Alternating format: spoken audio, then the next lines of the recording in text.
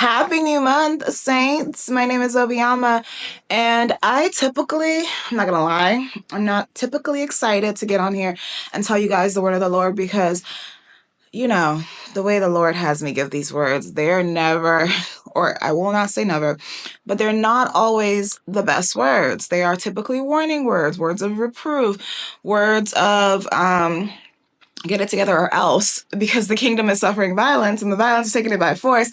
But honey, I have good news today. God is good. I mean, he's always good, but this is actually news that those of us that have been on the struggle bus, those of us that have been like, God, where are you? What are you doing? And how can I keep, navigating what feels like consecutive losses, are going to enjoy hearing.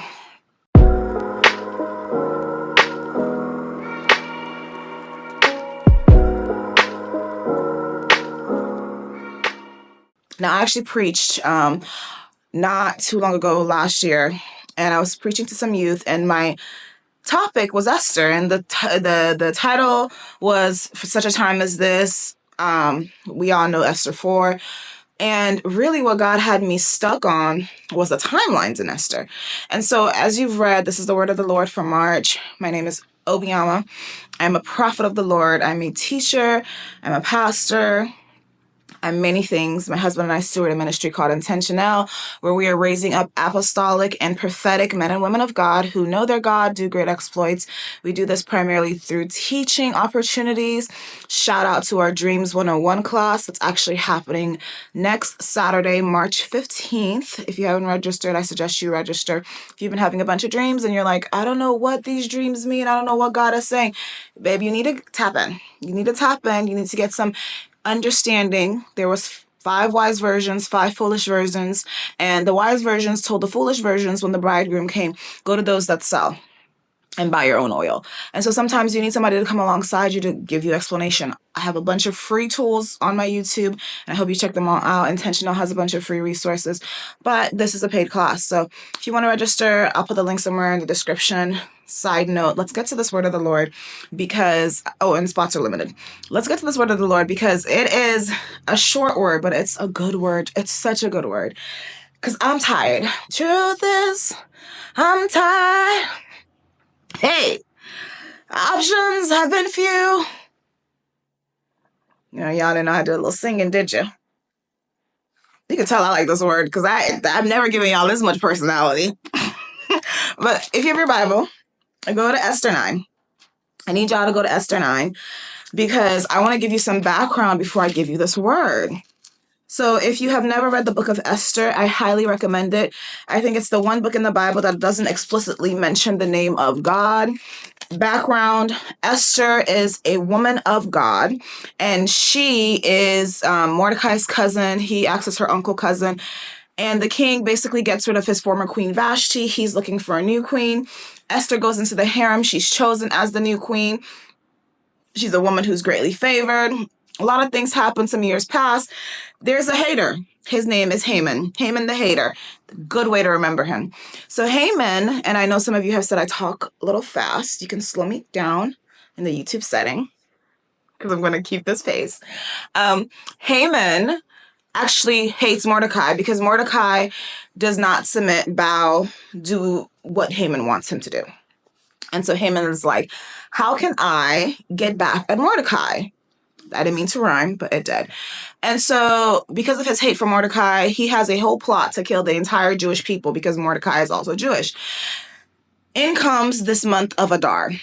Basically, Haman gets with his council, his wife, and some other people, because Haman's an advisor to the king. He has a really high place and a standing in the palace. And they're like, what can we do? What should we do? Let's draw lots. Okay, we're going to kill the entire Jewish population in all the provinces of Assyria. And we're going to draw lots to see which day that they're going to die. And the lots come back for Adar 13. If you don't know what Adar is, I think I'm saying it correctly.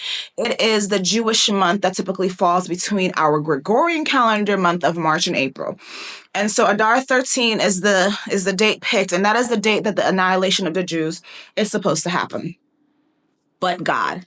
So then Mordecai, because he hears about this, the decrees have gone out.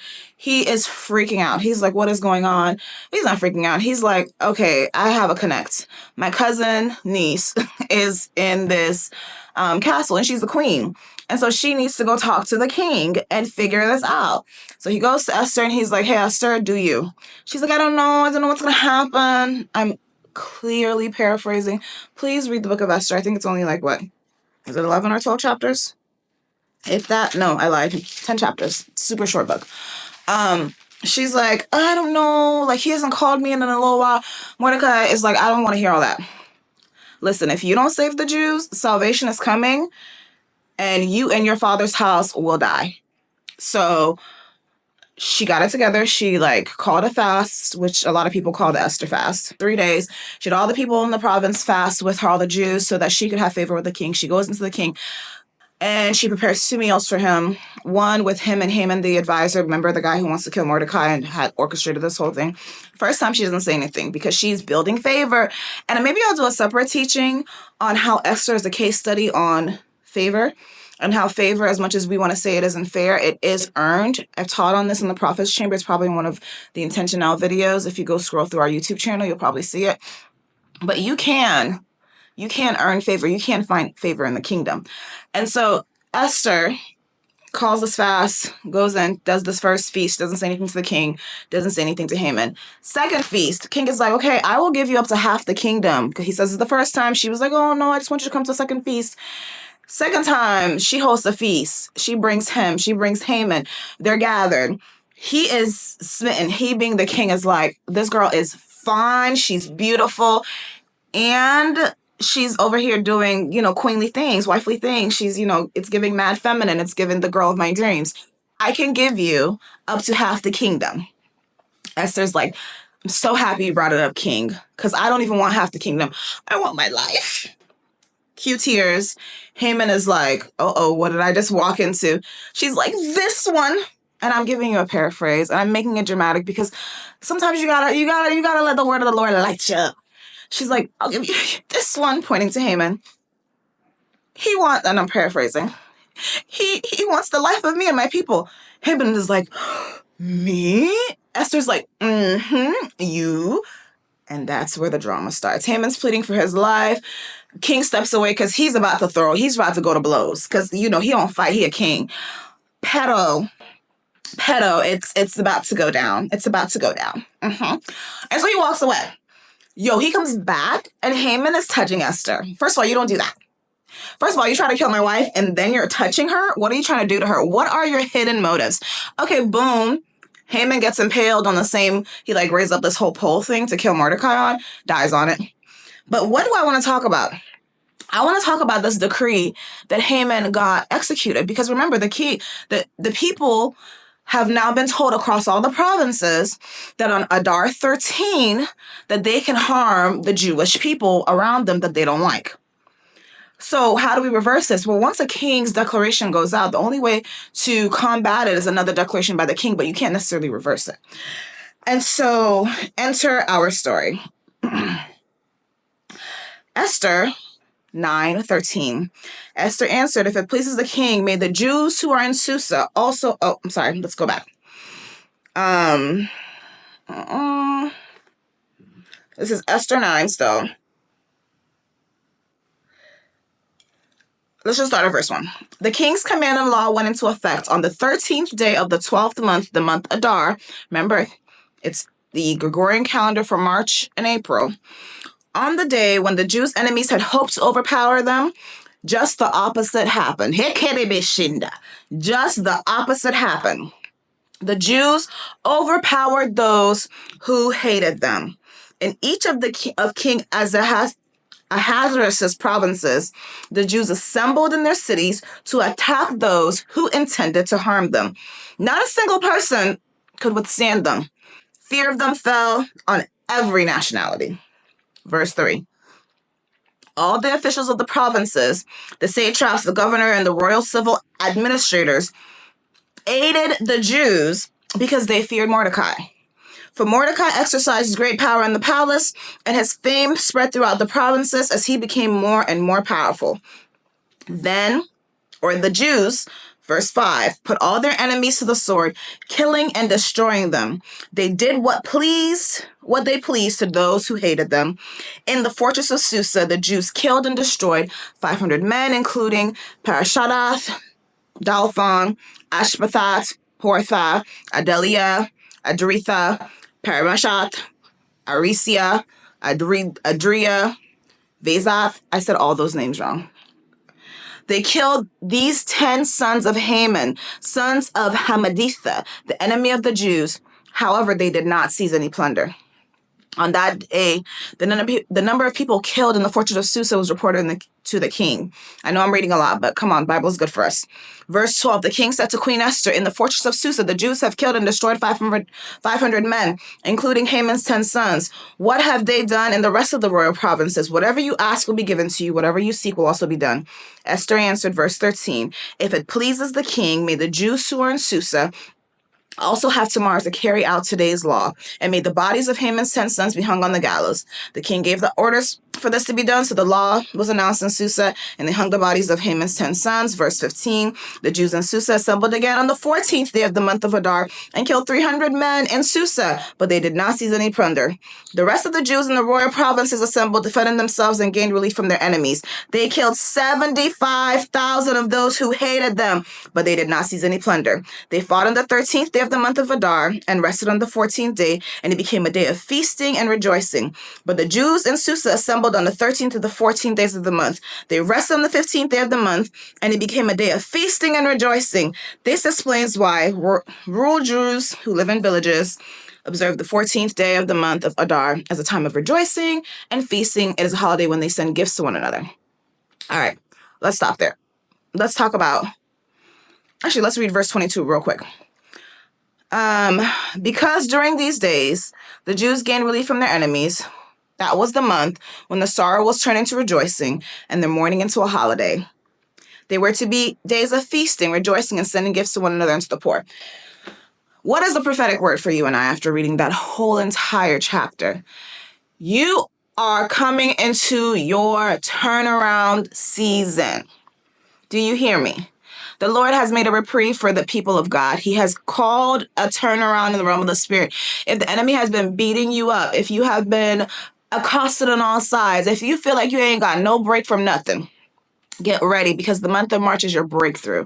If you have been a faithful follower of the one true God, Yeshua HaMashiach, the Lord is saying in the month of March that he will give your enemies to you. What they meant for evil, he's working out for your good. Those that hated you, you will overcome them and you will entrap them in their own devices.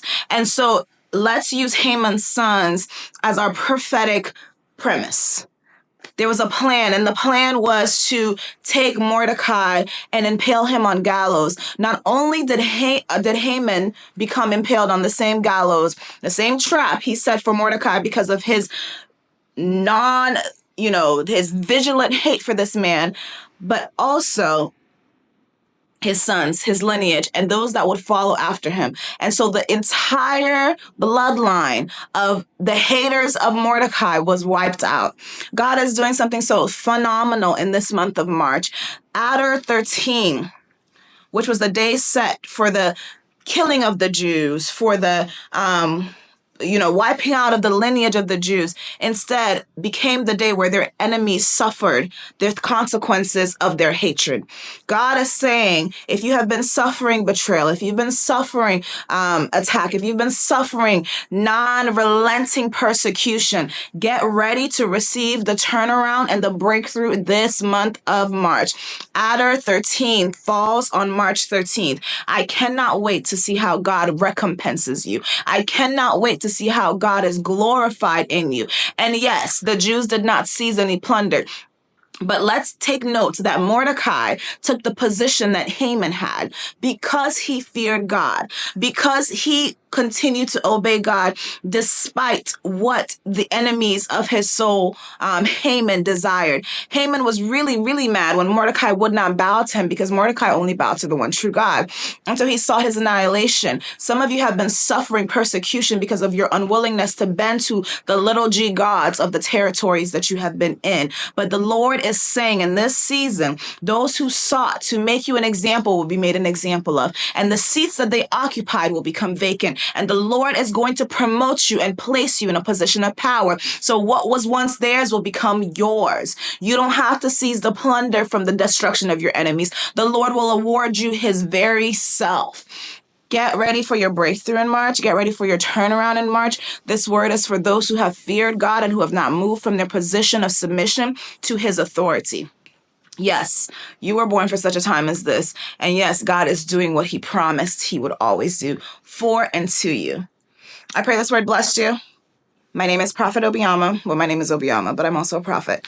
And thank you for watching. Don't forget to subscribe, like, and share this video with someone who has been going through spiritual warfare and needs a bit of encouragement. Please, I would love to connect with you on socials, TikTok, Instagram. Obviously, you're here on YouTube.